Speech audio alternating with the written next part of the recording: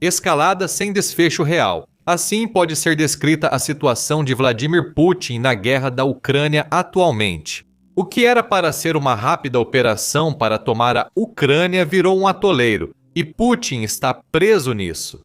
Ele não pode encerrar a guerra, pois seria humilhante e poderia levar Vladimir Putin a ser deposto por adversários à espera, mas a Rússia também não pode vencê-la.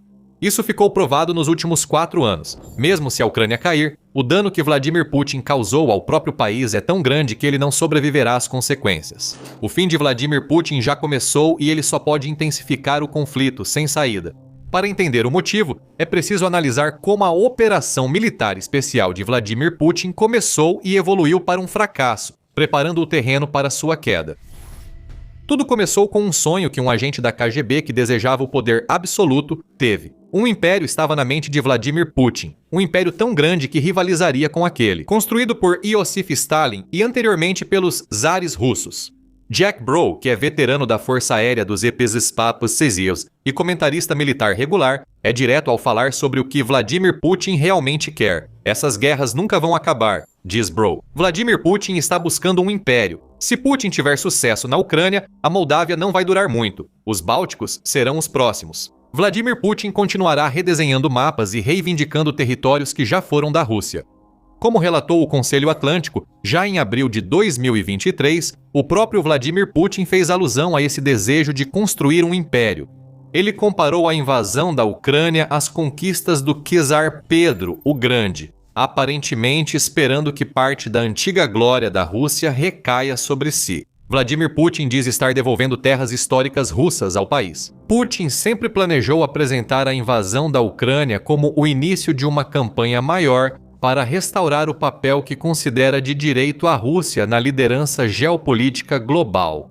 Brough afirma que quem prestava atenção percebeu isso anos antes de Vladimir Putin admitir. Ele se refere ao retorno de Putin ao poder em 2012 após 4 anos como primeiro-ministro da Rússia, depois do primeiro mandato como presidente.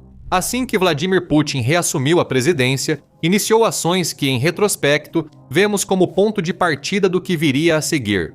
Assim que Vladimir Putin voltou ao poder em 2012, a Rússia entrou em modo de austeridade para começar a economizar dinheiro, porque Putin sempre planejou recuperar seu império, diz Brough. O site World Socialist relatou essas ações russas em 2012, observando que o Kremlin havia elaborado um documento chamado Estratégia 2020, que descrevia como a implementação de uma série de medidas de austeridade devolveria a prosperidade econômica à Rússia. E lenta, mas seguramente, as medidas funcionaram. Dados do Banco Mundial mostram que a economia da Rússia sofreu uma queda de 7,8% em 2009, mas, em geral, experimentou crescimento na década seguinte. Nem sempre foi um crescimento forte. Em 2016, a economia russa cresceu apenas 0,2% e houve anos de queda, incluindo 2015 e 2020. As coisas estavam melhores para a Rússia do que nos anos 1990, mas não tão boas quanto no primeiro mandato de Putin. Na época, muitos acharam que Putin buscava recuperar a economia russa pelo bem do país. Avançando para 2022, o verdadeiro motivo por trás das medidas de austeridade ficou claro. A Rússia precisava de dinheiro, o máximo que pudesse conseguir, e precisava desse dinheiro para financiar uma invasão à Ucrânia. Não que a Rússia achasse que teria que gastar muito do seu estoque de dinheiro para completar essa invasão. Documentos vazados mostraram que Putin achava que a Ucrânia seria derrotada pelo poder militar russo em apenas 3 dias. Assim que essa queda acontecesse, a Rússia teria um enorme pedaço de território para adicionar ao império nascente de Putin, além de uma base sobre a qual poderia avançar para conquistar os outros países que Brough menciona. Claro, agora sabemos que isso não ocorreu. Em vez disso, a Rússia se envolveu em uma guerra ainda longe do fim. Uma guerra custosa para a Ucrânia, Rússia e todos impactados pelas ambições imperialistas de Putin. Segundo o Centro de Pesquisa em Política Econômica, em julho de 2025, o valor chegou a 24 trilhões de dólares. A Rússia ainda gasta bilhões financiando a guerra.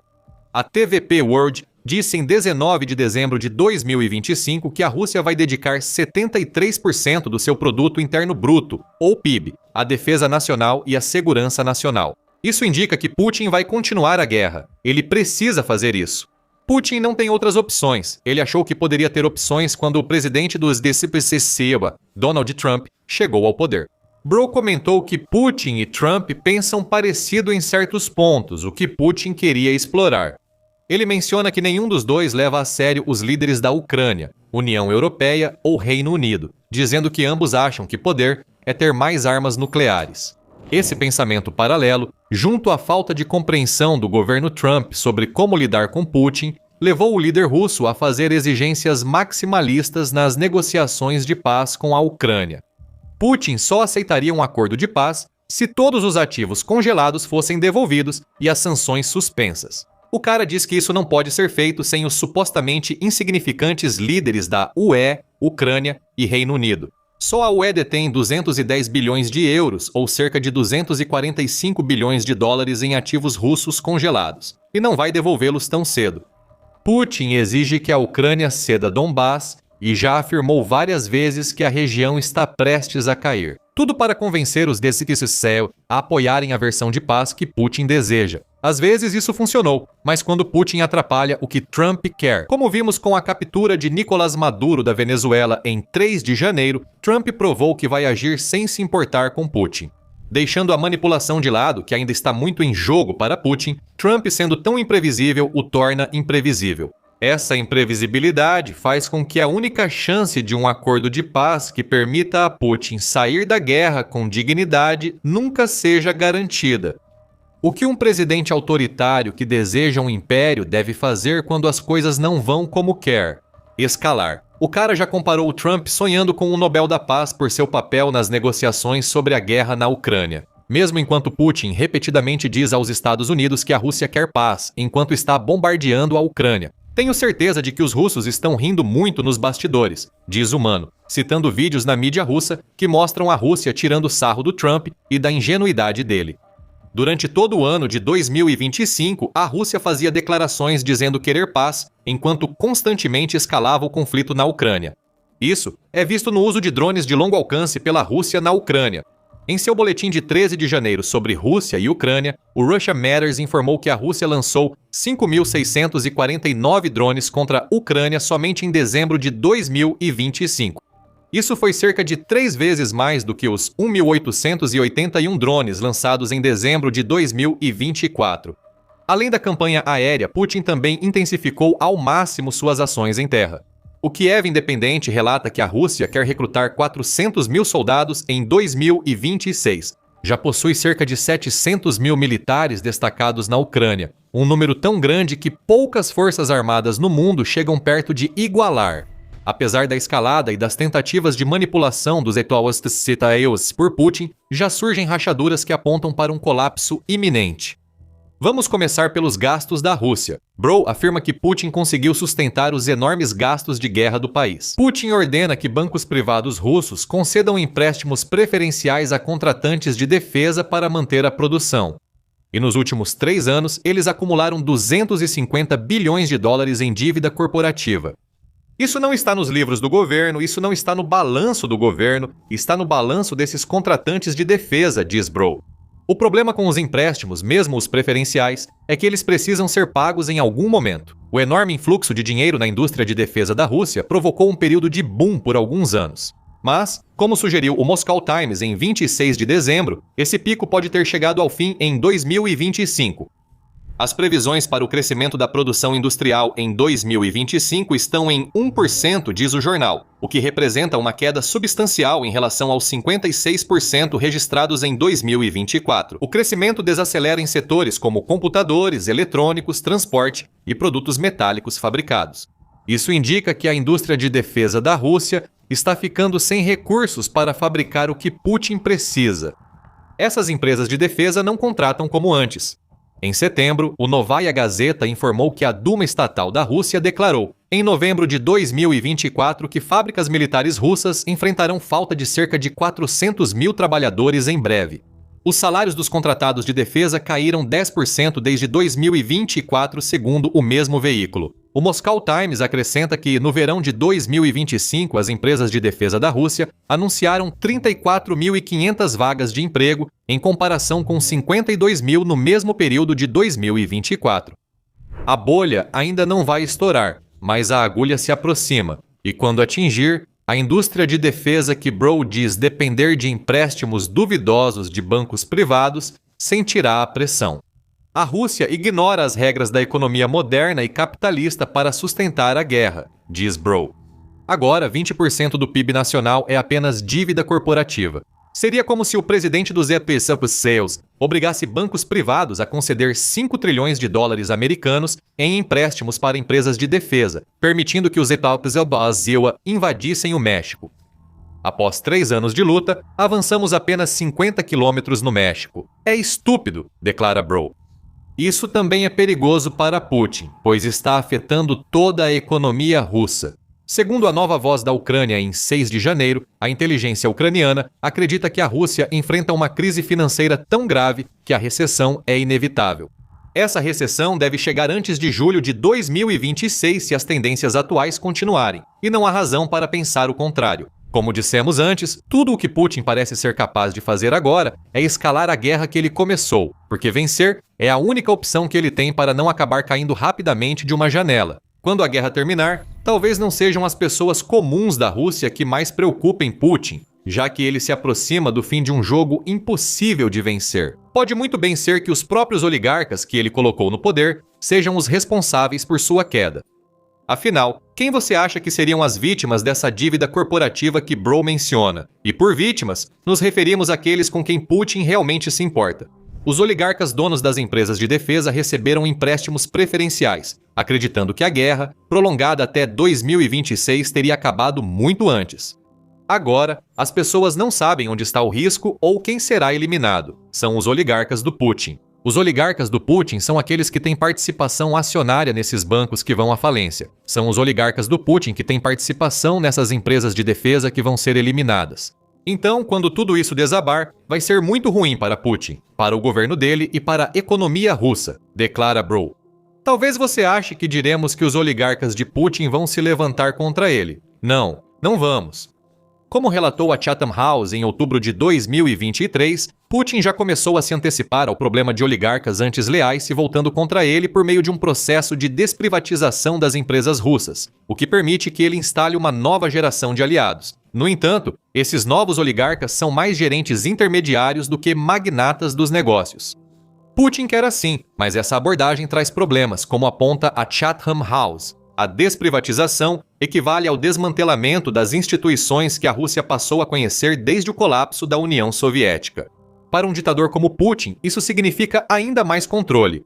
No entanto, isso também mostra que ele se cerca de bajuladores politicamente fracos, dispostos a dizer o que Putin quiser ouvir. Embora o dinheiro continue entrando, ele enfrenta mais obstáculos, como já dissemos. Agora, ao contrário de antes, quando oligarcas atuavam em empresas privadas, Putin tem controle total, mas perdeu o acesso a vozes que poderiam informá-lo sobre o que realmente ocorre na Rússia.